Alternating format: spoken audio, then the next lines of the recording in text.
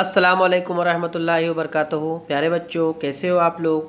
तो चलिए आज हम लोग वन की सैर इस पाठ के प्रश्नोत्तर कैसे लिखें ये बात हम लोग जानेंगे, समझेंगे और देखेंगे। ठीक है, तो बच्चों देखिए प्रश्न नंबर 1 है। यहाँ पर इसको बाय मिस्टेक 2 हो गया है, 1 और 2 उल्टा हो गया है। आप लोग नीचे देख सकते हो, नीचे 1 है और ऊपर 2 है, तो आपको इसको 1 और उसको 2 करके लिख देना है। तो प्रश्न नंबर 1 है, यहाँ पर नाम लिखो। ठीक है, नाम लिखो मतलब कि यहाँ पर कुछ जानवरों की यादी या जानवरों की कुछ आप लोग को उनकी आवाज़ें दी जा रही है और उससे आपको उनका नाम जो है तो लिखना है। ठीक है, तो पहला देखते हैं हम लोग, काँव काँव करने वाला। ठीक है, तो काँव काँव करने वाले पक्षी का नाम क्या है? उसका नाम है कौवा। ठीक है, उसके बाद में रंग बिरंगी पूँछ वाला पक्षी। तो रंग बिरंगी पूँछ वाला पक्षी कौन है? रंग बिरंगी पूँछ वाला पक्षी कोयल है। ठीक है, उसके बाद तबड़ाक तबड़ाक दौड़ने वाला जानवर कौन है? या तबड़क तबड़क दौड़ने वाला जानवर का नाम क्या है? तो आप लोगों ने देखे होंगे तबड़क तबड़क करके जो तो घोड़ा जो तो दौड़ता है। ठीक है, उसके बाद बौ बौ बोलने वाले जानवर का नाम बताइए। तो उसका नाम है भालू, जो कि हम लोगों ने ऊपर पढ़े हैं। उसके बाद जंगल का राजा कहलाने वाला पक्षी। ठीक है, तो जंगल का राजा जैसे कि आपको सॉरी पशु, जंगल का राजा कहलाने वाला जो पशु है, पशु का मतलब होता है जानवर, तो वो जानवर का नाम बताइए। तो वो जानवर का नाम आप लोग जानते हो, उसका नाम क्या है? शेर है।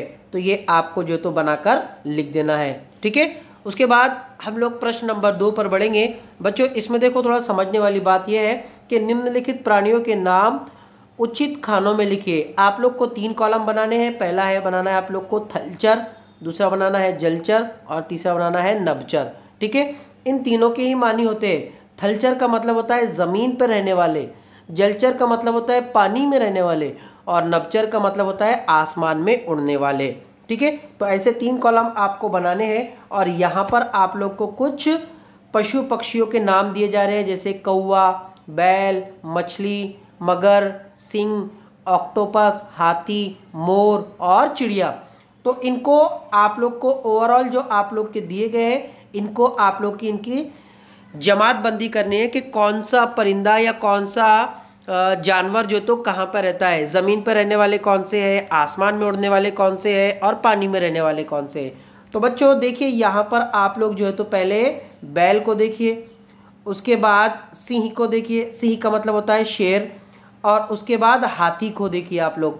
ठीक है, तो ये तीनों ही जो है तो कैसे हैं? ये ज़मीन पे रहने वाले हैं, जिसे हम लोग थलचर कहते हैं। तो आप लोग इसको पहले कॉलम में जो तो आप लोग को इसे लिख देना है।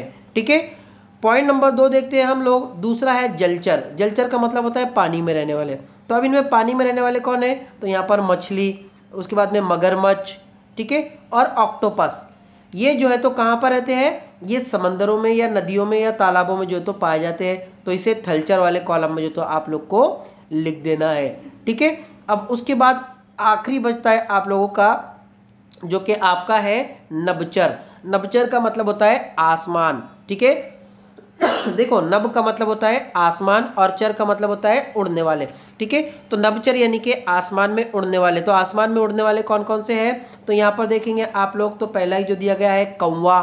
ठीक है, उसके बाद में यहाँ पर देखिए मोर और चिड़िया। ये जो है तो कैसे है? ये आसमान में उड़ने वाले हैं। वैसे मोर जो है तो ये एक तरीके से यूँ समझ लीजिए कि ज़मीन पर भी रहता है, लेकिन ये एक परिंदों में इसका शुमार होता है, इसलिए इसको नभचर में जो तो डाला गया है। ठीक है, तो बच्चों इतना ही आज के हमारे सवाल जवाब थे। उम्मीद यही है कि आप लोग को ये समझ में आ गया होगा। आप लोग सब लोग अपनी अपनी कॉपी में इसको लिख लेंगे। मिलते हैं अगले पीरियड में। अल्लाह हाफिज़।